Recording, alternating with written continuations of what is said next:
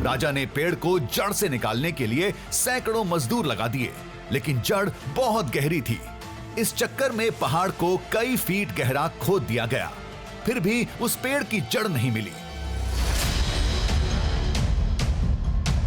राजा अपने जो मंत्रियों को बोले कि यहाँ पर यह खुदाई किया जाए, ये कहाँ तक गया है, ये झाड़ का कहाँ कैसे उसका उत्पन्न हुआ है, ऐसे करके। तो फिर उसका खुदाई किए।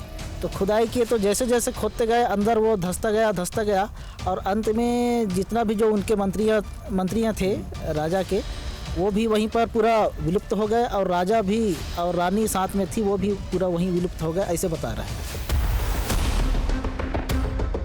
कुंड में सोने का खंभा हो या सोने का पेड़, मसला ये नहीं था। मुद्दा था वहां से निकलने वाले सोने के कण। लेकिन इस जंगल में मंजिल तक पहुंचेंगे कैसे? कोई निशानी या संकेत जो सही रास्ता दिखाए? जो राजा थे, यहाँ के जो राजा थे, वहाँ ऊपर में शायद एक किला का आकृति दिए हुए हैं, अभी भी वो है वहीं पे मौजूद है और वो आपको देखने को भी मिल जाएगा ऊपर जैसे जाते हैं। तो वो एक निगरानी रखने के लिए जैसे मजदूर लगाते हैं, तो ऊपर से कोई भी किसी भी चीज़ को अपन साफ देख सकते हैं। और उस समय तो न दूरबीन का ज़माना था न कुछ भी नहीं, तो उस हिसाब से उन्होंने एक किला बनाया था, जहाँ पे वो किला आज भी मौजूद है, वहीं से निगरानी रखते थे।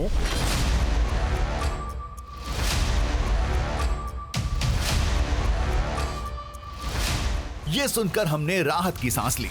खुदाई के वक्त पेड़ की सुरक्षा के लिए राजा ने उस इलाके में एक अस्थायी किला बनवाया था। उसके अवशेष आज भी मौजूद हैं, बस उसी अवशेष की दिशा में बढ़ते जा रहे थे।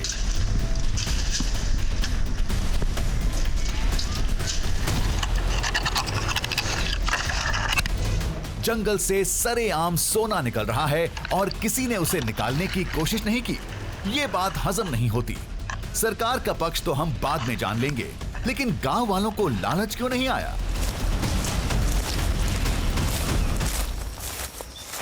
मुझे लग रहा है कि वो रास्ता खोजने के चक्कर में कहीं हम ना भटक जाएं। जिस रास्ते से राजा उस सोने को पेड़ को देखने के लिए जाया करता था, जैसा गांव वालों ने बताया। हम बहुत लंबा चल चुके हैं, हमारे पास न खाने का सामान है न पीने का पानी है, और अभी तक हमें कुछ भी ऐसा नहीं दिखा है जो अलग हो, सिवाय पेड़ पौधों और इन पत्थरों के। ये रामायण काल का दंडकारण्य जंगल था। वनवास के समय श्री राम रहे। लंकापति रावण के अनुचर दैत्यों का यहाँ राज चलता था और ऐसे बियाबान में सोने का पहाड़। कहानी दिलचस्प होती जा रही थी, लेकिन सवाल बरकरार था। उस पर्वत के अंदर ऐसा क्या है? वहां से सोना क्यों निकलता है?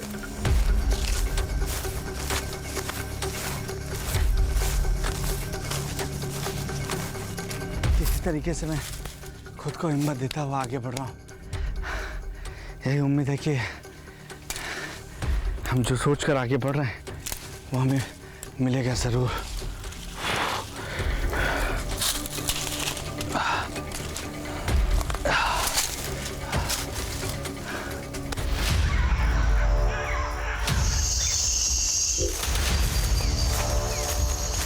शायद हम रास्ता भटक चुके थे। थकान से दम फूल रहा था। निराशा ने हौसले तोड़ दिए थे।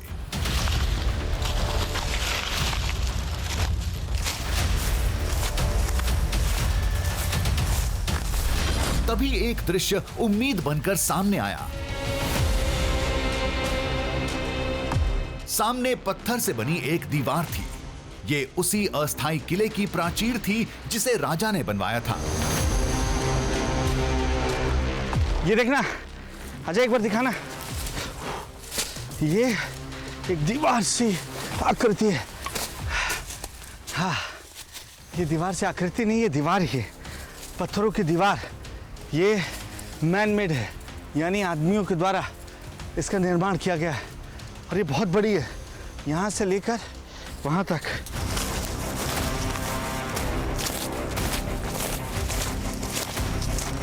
सोने के पेड़ तक कोई पहुंच ना पाए, आम लोगों को रोकने के लिए राजा ने यह किला तैयार किया था। पत्थरों की घेराबंदी में सैनिक रहते थे ताकि सोने की भनक किसी को न लगे और वो सुरक्षित रहे।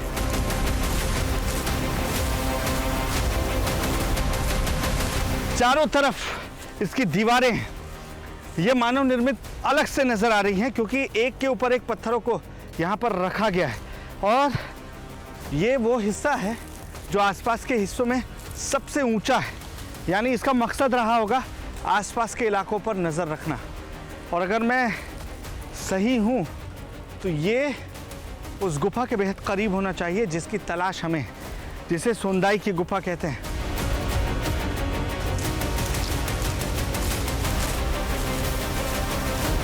अवशेष के मिलने का मतलब है गांव वालों का दावा पूरी तरह हवा हवाई नहीं था, यानी इससे आगे उस पर्वत में कुछ तो है।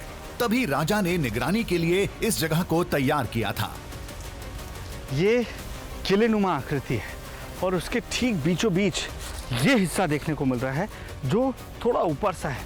ये बेड जैसा है, जैसा बिस्तर बनाया जाता हो, या हो सकता है कि ये कोई सिंहासन यहाँ पर सजाया जाता हो, चाहे वो पूजा पाठ के लिए उसका इस्तेमाल होता हो या राजा के बैठने के लिए। यानी जो कहानियाँ गांव के लोग हमें सुना रहे थे कि यहाँ एक राजा थे और उस राजा ने सोने का पेड़ देखा, राजा की कहानी सही साबित होती नजर आ रही है।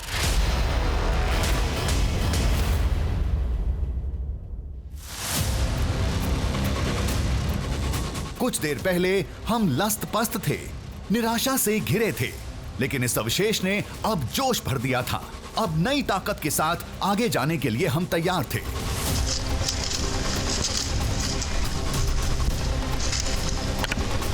अब ये किला यहाँ मौजूद है, तो क्या वो सोने का पेड़ जिसकी बात कही जाती है, जिसका संबंध सीधे सीधे सोनादाई मंदिर से है, उसके साक्ष्य भी यहाँ पर मौजूद होंगे? यही अब खोजेंगे आगे।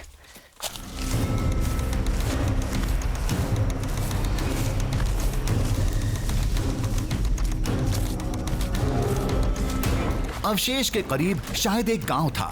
सामने से एक बुजुर्ग आते दिखे जिन्होंने बताया कि यह इलाके का आखिरी गांव था।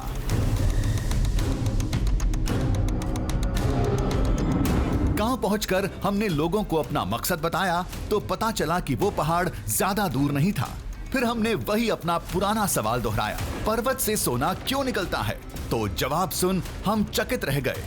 रहस्य के तार अब लंकापति रावण से जुड़ गए।